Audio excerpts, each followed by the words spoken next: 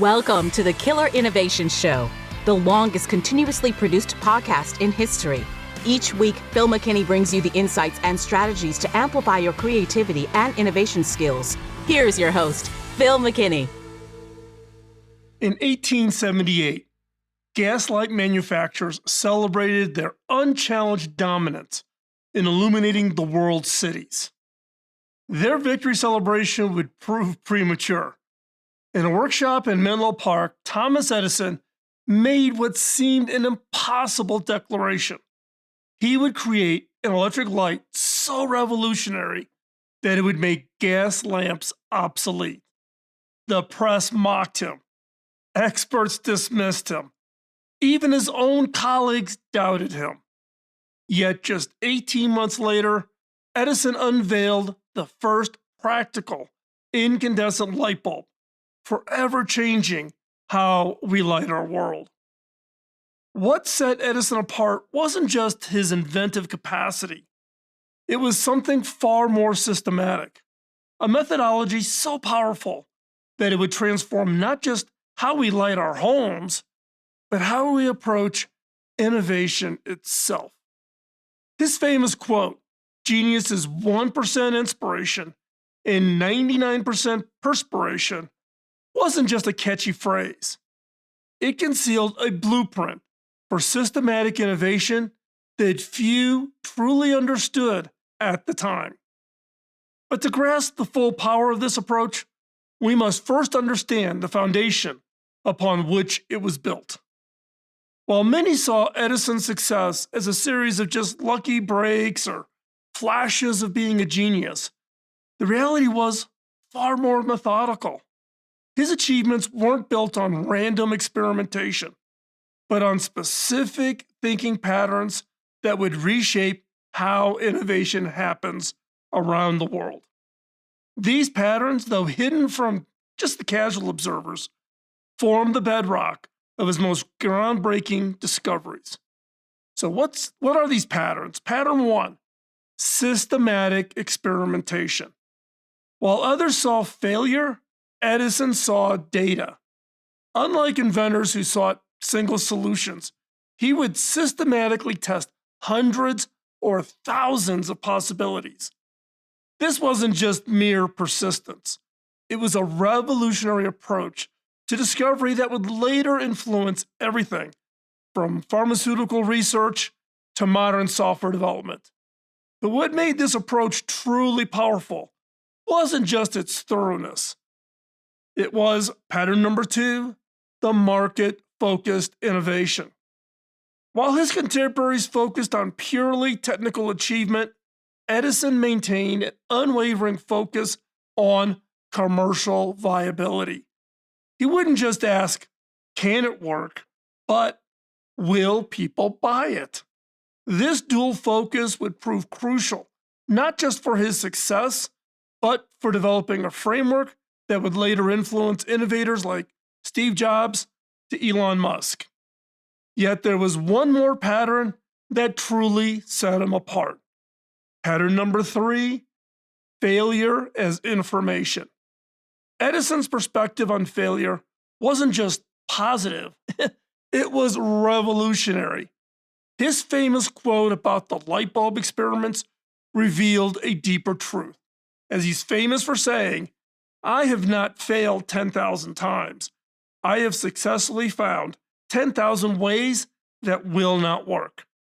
This transformation of failure from setback to data point would prove crucial for his greatest achievements. But how do these patterns translate into actual innovation? What appears to be a simple trial and error to outside observers often masks sophisticated methodology underneath. Edison's approach to problem solving wasn't just systematic, it was revolutionary in ways that continue to influence innovation today. But to truly understand its power, we need to examine each component of his process, starting with perhaps the most counterintuitive insight. That is, defining the problem in market terms. While others inventors began technical specifications Edison started somewhere unexpected, at the market itself. For the light bulb, he didn't simply aim to create electric light, he calculated the exact price point and operating costs that would make electric light competitive with gas. This market first approach seemed backwards to his contemporaries, but it would prove persistent in ways that modern innovators are still discovering. When developing the phonograph, Edison first studied the entertainment and business markets to understand exactly how recorded sound would be used. This understanding didn't just influence his technical decisions, it would ultimately reshape the entire entertainment industry. But understanding the market was just the beginning. The second part was to break down complex problems. Edison's genius wasn't just in solving problems, it was deconstructing them. With the light bulb, he separated what seemed like single challenge into a distinct set of components. One was filament material selection. Second was the bulb atmosphere composition, the electric current optimization, the manufacturing process, how are you going to make these things, and then distribution systems, how are you going to get it in customers' hands. This decomposition allowed his team to work on multiple aspects simultaneously, but it also revealed something unexpected about the nature of innovation itself. And it brings us to the third: create systematic experiments. What looked like random testing to outside observers was actually a carefully orchestrated process of discovery. Edison developed detailed experimental matrices that would test multiple variables simultaneously while maintaining rigorous documentation. For the light bulb filament alone, his team examined different materials. That included over 6,000 plant materials alone, various thicknesses, different preparation methods, multiple current levels, various atmospheric conditions. Each combination was recorded and evaluated against specific criteria, building a knowledge base that would prove valuable in unexpected ways. And then, 4, the rapid prototyping and testing, his fourth step. Edison's laboratory wasn't just a workspace, it was a machine for turning out ideas into reality. His team could produce multiple prototypes daily, testing and refining each iteration with unprecedented speed. This rapid prototyping approach, revolutionary for its time, would later become a cornerstone of modern innovation methodology, things that we do today, things that I do here in my innovation studio. But the true power of this system laid in what happens next. His fifth step: document everything. In an age when many inventors guarded their secrets, Edison created something revolutionary: a systematic documentation process that transformed individual insights into institutional knowledge. His laboratory maintained digital experimental notebooks. When I was at HP, those that were on the invention side, on the engineering and R&D side, we had to keep detailed experimental notebooks going through the process. That all started with Edison. He kept sketches and technical drawings and material samples, cost calculations, his market research findings, the manufacturing process notes. This comprehensive documentation system didn't just prevent repeated mistakes, it created a foundation of future innovations in ways that would surprise even Edison himself. Now, the true test of any methodology, the one that we just walked through with Edison, isn't just its historical success, but in its ability to solve contemporary challenges we are facing today. While Edison's specific experiments may be historical, his systematic approach to innovation has found surprising applications in unexpected places. From Lego's design lab to SpaceX's revolutionary rocket development, modern innovators are rediscovering and reinventing Edison's methods in ways that he could never imagine. Let's talk about one, the Lego Design Lab. Now, this is Edison's methods in play.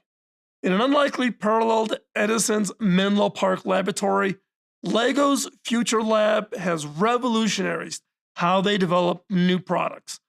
This methodology includes elements that would feel very familiar to Edison, yet are adapted to the 21st century, like running parallel experiments with multiple prototype designs and systematic testing with target users in their experiences lab, maintaining detailed documentation of all the brick iterations as part of the experiment, using cross-functional teams that combine engineers and designers and child development experts, and converting user feedback into quantifiable data for decision making.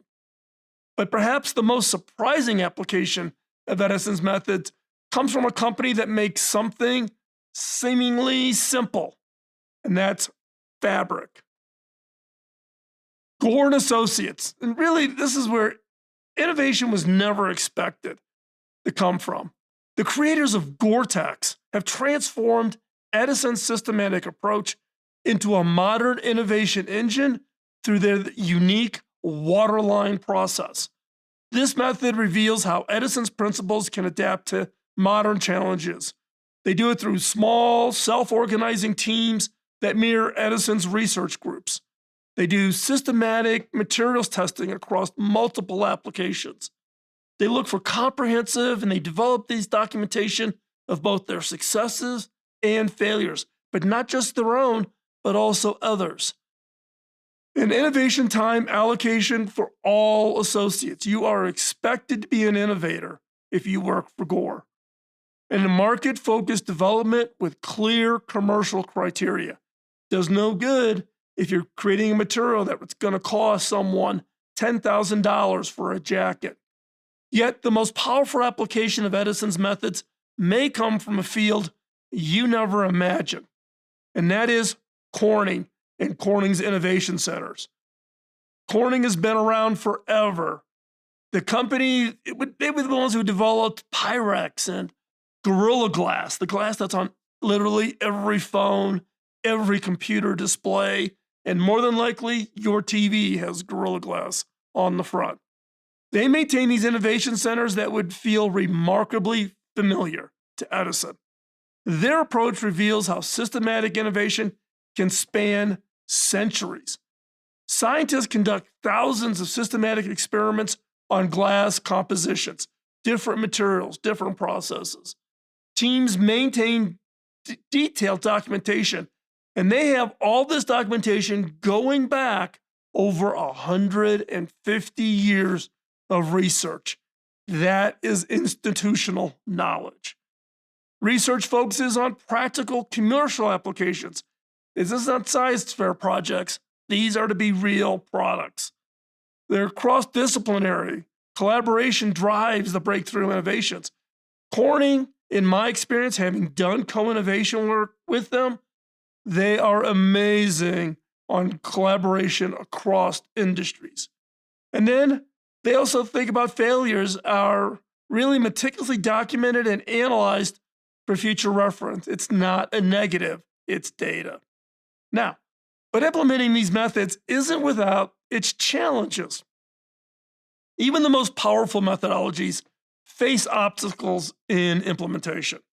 Modern organizations attempting to apply Edison's methods can often encounter specific challenges that, if not addressed, can derail the entire innovation process. Understanding these pitfalls and their solutions is crucial for any team, organization, or individual seeking to innovate systematically. Pitfall number one, analysis paralysis. Many teams, ironically, become so focused on Edison's documentation methods that they lose his bias for action. The solution lies not in abandoning documentation, but you got to find the right balance.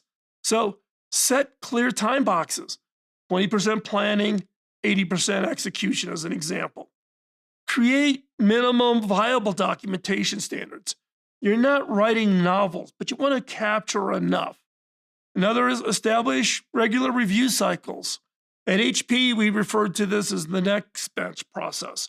If you were working on something, you were expected to take a pause and explain it to the person on the bench next to you what you're working on and to get their feedback. And they may tell you, hey, you looks great, execute, stop thinking, start doing.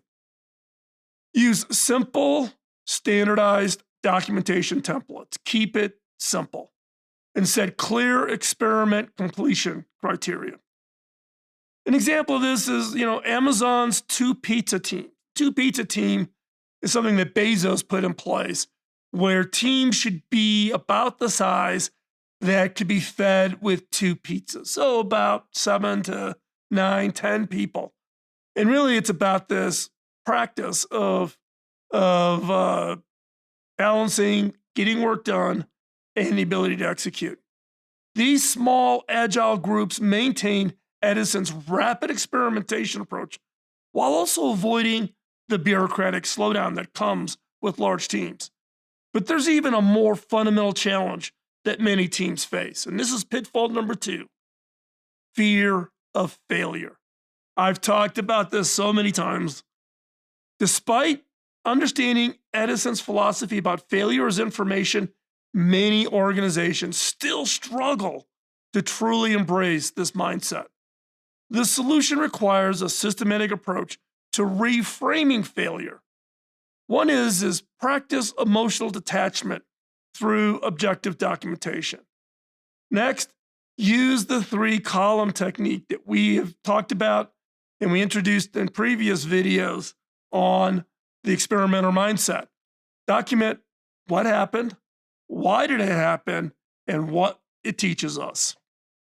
And then maintain a discovery journal, tracking both successes and failures. Document it, use the data. Focus on hypothesis-driven thinking rather than outcome-based judgment. Ultimately, you need to create a safe space for experimentation and learning. Eli Lilly has this revolutionary approach called failure walls, where they demonstrate how organizations, how they share the failures. And it's really about how modern organizations can really transform setbacks into stepping stones. But perhaps the most challenging pitfall that lies in something more fundamental. Pitfall number 3, lack of systematic approach. Many organizations jump randomly between ideas without methodology, missing the core of Edison's success. The solution requires building a systematic framework. That includes implementing structured experimentation processes.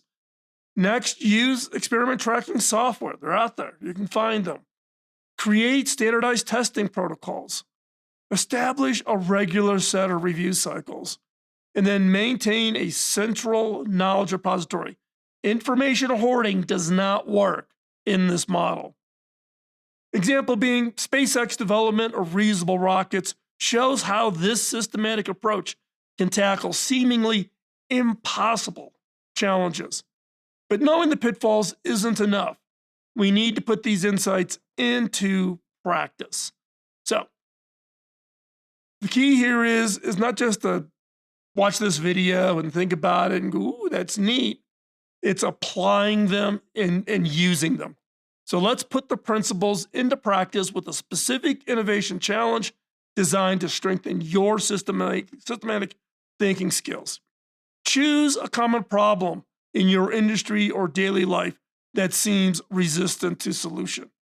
Then we're going to apply Edison's systematic approach. 1, problem definition. Define the problem in market terms.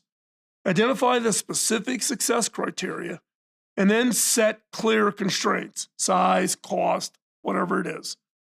2, decomposition. Break the problem into testable components. Create a testing matrix and identify the key variables. 3, experimentation. Design rapid tests for each component. Document all attempts track both successes and failures. 4, analysis. Review the results systematically. Look at the matrix. What was the experiment? What were the results? Do you see patterns? Identify those patterns in success and the failures and document the lessons learned. The result being is you're probably going to have one or two that are going to give you a clear path to success for your idea. Now, Edison's systematic approach to innovation provides more than historical insight. It offers a blueprint for tackling modern challenges. As we face increasingly complex problems, both in technology and in society and healthcare, his methodological approach to turning seemingly impossible challenges into solvable problems becomes more relevant than ever. Last week, we explored Nikola Tesla's unique approach to innovation, focusing on his remarkable visualization abilities and his theoretical brilliance. Next week, we're going to bring these two giants together. We're going to examine how contrasting their approaches to innovation. So we're going to combine Tesla and Edison and bring them together. So Edison's systematic experimentation and Tesla's theoretical brilliance. How do they complement each other? How do they challenge each other? Keep in mind, Tesla actually worked for Edison in his laboratory. This comparison, this is the first time we're trying this. It's an experiment to bring and contrast different approaches to innovation. This comparison is going to reveal some, what we think is very valuable insights about how different thinking styles can work together or conflict in team environments. The balance between theoretical brilliance and practical application. What modern leaders can learn about managing diverse thinking styles. The role of ego and recognition in innovation teams, and how organizational culture impacts creativity and collaboration. Join us as we're going to bring these two episodes together next episode and really bring together the look at Tesla and the look at Edison. And we're going to look for pulling out powerful lessons for today's leaders about fostering innovation while managing creative tensions within teams. Now, look, innovation isn't just about individual genius. Innovation is a team sport. It's about understanding different approaches to problem solving and knowing when to apply them. Whether you're leading a team, driving change, or simply looking to enhance your own personal capabilities as part of improving and preparing your career, there's always more to learn from history's greatest minds. So you don't want to miss any episodes in our How to Think series. Subscribe to the channel, subscribe to the podcast, subscribe to the YouTube channel, and hit the notification bell so that you catch each new episode.